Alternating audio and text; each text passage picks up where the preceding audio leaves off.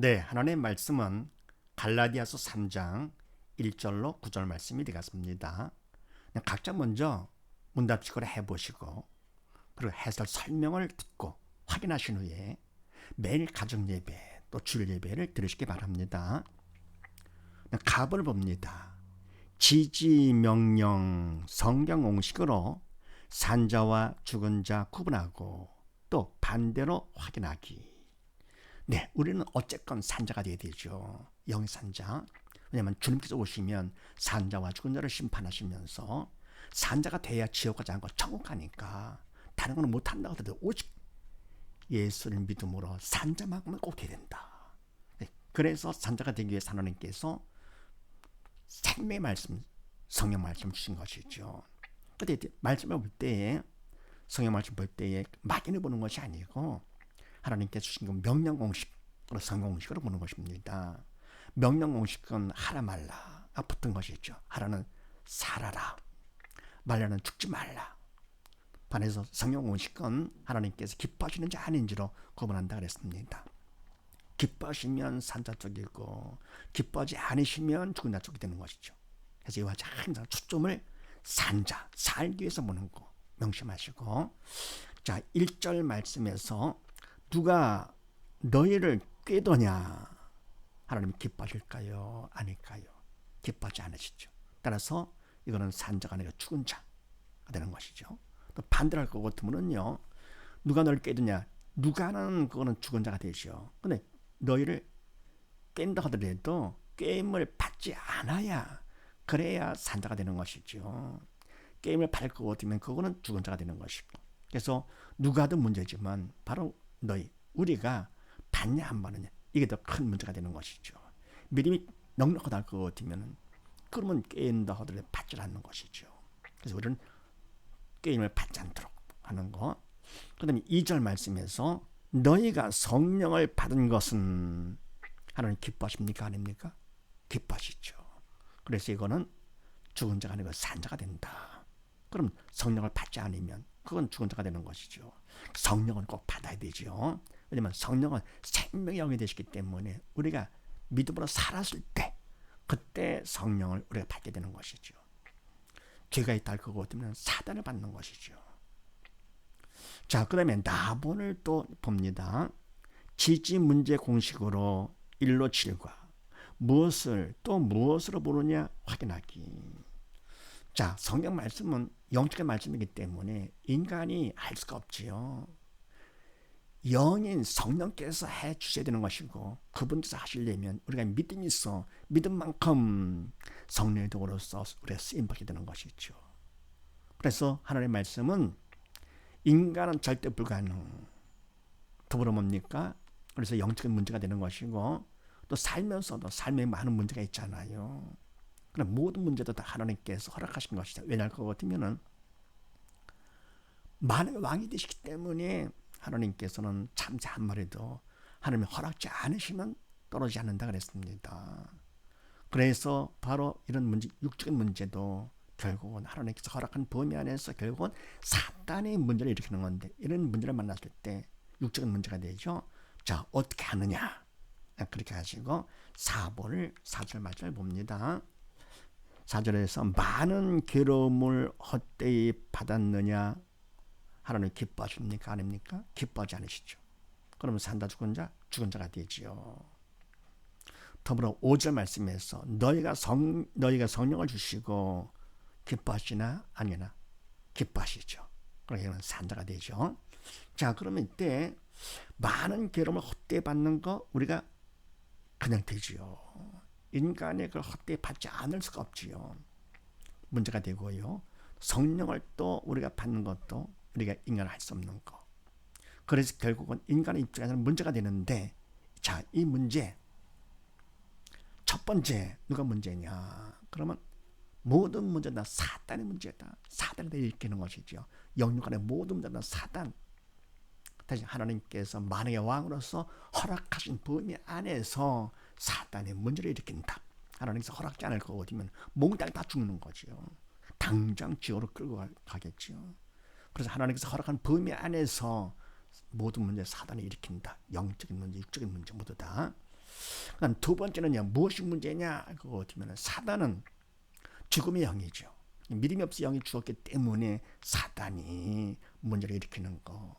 그래서 두 번째 누가 문제냐? 무엇이 문제냐? 그래, 믿음이 없어 영이 죽은 것이 문제다. 세 번째는 해답은 뭐냐? 답은 뭐냐? 그럴 때 바로 예수님께서 답이 되시죠. 다 이뤘다 하신 예수님. 영역의 모든 걸 다 이루어주시고 그리고 승천하시는 분 아닙니까? 바로 승천. 그래서 바로 예수님이 답이신데 그 답이 내 거가 되기 위해서 내가 믿어야 되는 것이죠. 그래서 예수 믿음이 답이다. 해답이다. 그러니까 뭡니까?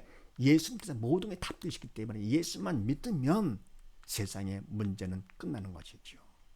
그래서 예수 믿는 것이 아주 간단합니다. 왜요? 답이 오직 예수님이니까 한 분이기 때문에. 다른 건 뭡니까? 공부한다 해도 답은 많잖아요.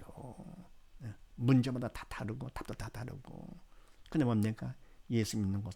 어떤 문제가 있든 영역간의 모든 문제가 다 결국 그냥 예수님만 믿으면 다 끝나니까. 얼마나 간단합니까? 그래서 너희가 어른에 갖지 않으면 결단은 천국에 못 간다고 했습니다. 어린애들이 뭘 압니까? 뭐 실적이 있습니까? 아니잖아요. 그래서 오직 믿음으로 살기만 하면 산자만 되면 천국 가는 거. 그래서 괜히 많이 알아가지고 실력을 쌓으려고 또 뭡니까? 많은 일을 해가 실적을 쌓아서 보이려고 아닙니다. 지혜롭게 해야 되겠죠. 실적 있게. 네, 그래서 이와 같이요. 많은 괴로움을 헛되이 받느냐 이것도 또 너희가 성령을 주시고 하는 것도 결국은 문제인데 그래서 답은 뭐냐? 예수 믿음이 답이다는 꼭 명심하시고요. 그 다음에 네 번째, 그럼 우리가 할 일이 뭐냐? 가만히 있다고 되는 것이 아니고 할 일이 있는데 도움을 청해야죠. 기도로서 간절히. 내가 바로 문제 가운데 빠졌으니까 믿음이 없어서 문제 가운데 있기 때문에 간절히 도움을 청해야 돼가지고 기도로서. 그런데 기도 내용은 뭐냐? 나의 믿음 없음을 도와주시옵소서. 답을 구해야 되겠지요. 다섯 번째, 언제까지 하느냐? 마음의 평강이 올 때까지 한다. 왜냐할 것 같으면 믿음을 내가 받았다 할 것 같으면 믿음만큼 주님이 믿음을 통해서 내 안에 들어오시게 되죠. 그리고 예수님 주님은 평강의 주님이기 때문에 주님이 내 안에 들어오시면 마음의 평강이 임하게 되는 것. 죄를 질 것 같으면은 죄를 통해 사단이 들어오는 것이죠. 그래서 우리가 죄 질수록 됩니까? 점점 마음이 부정적이 되는 것이죠. 근심, 걱정, 원망, 불평하면서 뭐 안 되면 남 탓하고요. 뭐 안 되면 환경 탓하고 막 이러는 것이요. 이것은 뭡니까? 결국은 내가 하는 것이 아니고 죄를 통해서 내 안에 들어온 사단이 그런 생각한 말과 행동을 하게 하는 것이죠. 옛사람이기 때문에. 그래서 뭡니까? 마음의 평강이 올 때까지 우리가 기도를 한다. 그럼 이미 응답된 것이죠. 문제는 끝난 것입니다. 눈에 보이는 문제가 육적인 문제가 그냥 남았다 하더라도 그거는 그림자죠. 네, 이미 하나님께서 응답해 주신 것. 그 다음에 여섯 번째, 그러면 왜 하나님께서 이와 같이 인간 할 수 없는 것을 허락하시느냐? 이런 문제를 왜 허락하시느냐? 왜냐할 것 같으면 우리 믿음 갖고는 안 된다. 좀 더 큰 믿음 맞아 천국 가다 넉넉히 가라고요. 하나님께서 넉넉히 오라고 천국에. 그래서 말하면 하나님께서는 이와 같이 문제 허락하신 이유가 바로 뭐냐? 믿음 받으라고. 믿음보다 더 넉넉히 살라고. 그 다음 일곱 번째, 이 문제가 있을 때 죽은 자 산 자 반응이 다릅니다. 뭘 할 수 있느냐? 죽은 자는 문제가 있을 때 문제를 보지요. 왜냐하면 믿음이 없어 영이 죽었기 때문에 영적인 건 생각지 못하고 눈에 보이는 거기에만 보면서 문제를 보게 되는 것이죠. 반에서 산자는 어떻게 되느냐? 문제를 허락하신 하나님을 본다. 영이 살았기 때문에 그만큼 영적으로 보게 되는 것이죠. 문제를 허락하신 하나님을 본다. 그리고 더불어 자는 문제를 무엇으로 보느냐? 죽은 자는 문제를 문제로 본다.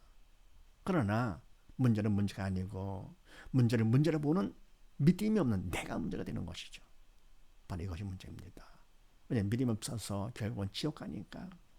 지옥 고통은 끔찍하죠. 상상도 하기 싫은 거. 그래서 바로 지옥 고통에 비할 것 같으면 세상 문제는 문제거리도 안 되죠. 그래서 이와 같이 지옥 고통 당하지 않도록 하시기 위해서 우리를 사는 동안에 삶의 문제를 통해서 더 믿음 받도록 하시는 것이죠. 그래서 삶의 문제가 있다고 하는 것, 믿는 태도, 잘못한 것 없는데도 우리가 문제가 있다 할 것 같으면요, 그만 하나님께서 우리에게 대한 사랑과 관심의 표현입니다. 그리고 문제가 작은 것보다 더 큰 것은 그만큼 우리를 감당할 수 있다라고 믿기 때문에 큰 문제를 허락하시는 것이죠. 그러니까 시험 볼 때, 성도님의 시험 볼 때도요, 모두 다 100점 받을 수 있는 거, 그런 시험보나 만화가 되죠. 그래, 실력이 없는 학생들은 열등생들은 문제를 보이는 것이요, 괴롭지요. 근데 실력이 있는 우등생들은 문제를 보지 않고 생각이 다르잖아요. 그거를 통해서 더 열심히 공부해 실력을 쌓아가지고 좋은 데 가고자 하는 것이죠. 그래서 산자는 문제를 무엇으로 보느냐? 산자는 문제를 믿음 받는 기회요, 구원 축복의 통로로 본다. 그러니까 바로 문제를 통해서 우리가 더 간절히 기도함으로써 믿음 받을 수가 있다. 더 큰 믿음 받는 것이죠. 믿음 받는 기회요, 더불어 믿음 때문에 구원을 받게 되는 것이요, 구원 축복의 통로가 바로 문제다. 네. 전혀 다르죠.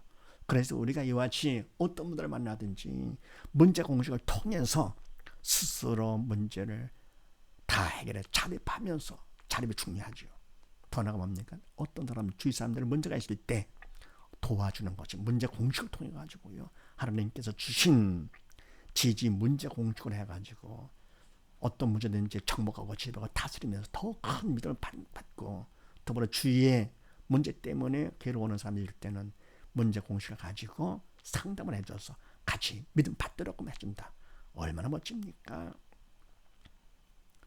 자, 그 다음에 또 다음을 봅니다. 믿음 받기 1로 5와 주체에 따라 믿음 구분하고 하나님 법칙 확인하기. 아멘. 자, 믿음 받는 거 정말 중요하죠. 믿음을 받아야 내가 산자가 되는 것이고요. 또 문제가 있다 하더라도 믿음이 있다 할 것 같으면 넉넉하게 이는 문제로 보지 않고 문제로 허락하지 하나님을 딱 보게 되면서요, 오히려 그걸 통해서 믿음 받는 기회, 구원 축복의 통로로다가 문제를 정복하고 지배가 다스리는 것이죠. 그래서 믿음 받는 게 참 중요한데 이것을 1로부터 5, 그리고 또 믿음이 있다 하더라도 주체에 따라서도 믿음이 달라지죠. 자, 그렇게 아시고 7절 말씀에서 아브라함의 아들인 줄 알지어다 알라 그런 얘기죠. 명령공식이죠. 그럼 알라는 뭡니까? 산자가 되라 그런 얘기니까. 아브라함의 아들, 이거는 아브라함 믿음의 조상이니까 이거는 하나님 기뻐하시는 산자 쪽 됐죠. 다음 9절에서는요, 아브라함과 함께 복을 받느니라, 산자 죽은 자 산자가 되죠. 하나님 기뻐하시는 것이기 때문에. 자, 그런데 이때 이와 같이 아브라함의 아들이 된 줄 아는 것도 그렇고 함께 복을 받는 것도 그렇고 믿음이 있어야만 되는 것이죠. 자, 그래서 믿음을 받아야 되겠는데, 자, 믿음 받기 첫 번째 어떻게 하느냐?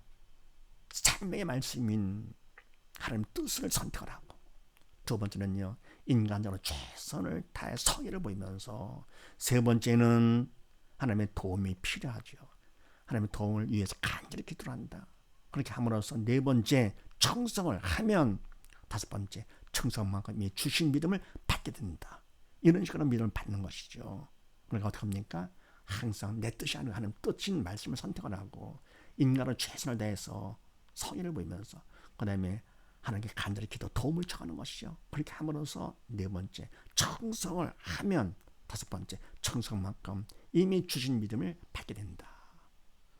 자, 그런데 이때 믿음이 있다 할 것 같으면, 믿음이 있다 하더라도 누가 주체냐 또 달라집니다. 그래서 죽은 자는 어떻게 하느냐? 내가 하려고 그러죠. 내가 주체. 그때 바로 그 믿음은 항암이 없는 믿음으로 죽은 믿음이 되는 것이고, 내가 할 것 같으면 믿음으로 조차하지 않은 것은 다 죄가 되기 때문에 오히려 있던 믿음도 잃어버리는 것이죠. 성령의 도구로 쓰임 받아야만이 하나님 뜻에 합하지요. 인간이 아무리 좋은 일을 잘해도 하더라도 결국은 하나님 뜻에 벗어납니다. 그래서 죄가 되는 것이죠. 반해서 산자는 주체를 성령 하나님께서 주체가 되도록 믿고 맡기는 것이죠. 그러면 성령께 날 도구 삼아서 항암으로, 그때 믿음은 항암이 있는 믿음으로서 산 믿음이 되는 것이고, 그렇게 하니까 점점 믿음이 더 성숙해지는 것이죠. 네, 그래서 이와 같이 믿음이 있다 하더라도 주체대로 달라진다. 그러면 하나님의 법칙이 뭐냐? 딴 게 아니죠. 법칙은 변치 않는 거. 하나님은 오직 우리가 믿음으로 사는 거, 딴 거 보지 않습니다. 죽지 말고 살아라. 지옥 가지 말고 천국 오라. 사단의 종 되지 말고 하나님의 귀한 자녀가 되라. 바로 그겁니다. 영원한 실패자 되지 말고 영원한 성공자가 되라. 바로 그것 하나의 법칙. 믿음만 있으면 되는 거. 이런 사실을 믿으시고, 가본에서는 꼭 산자가 되기 위해서 공식을 통해서 산자 죽은 자 구분해서 본다는 거. 나무로 뭡니까? 문제, 어떤 문제가 있든지 문제 공식을 통해서 문제를 믿음 받는 기회로 삼을 수 있는 믿는 자가 되는 거. 답으로 뭡니까? 믿음 받는 거 명심하시고, 그리고 믿음이 있다 하더라도 모든 걸 다 끝까지 하나님께 다 맡기는 것이 그게 바로 믿음이지요.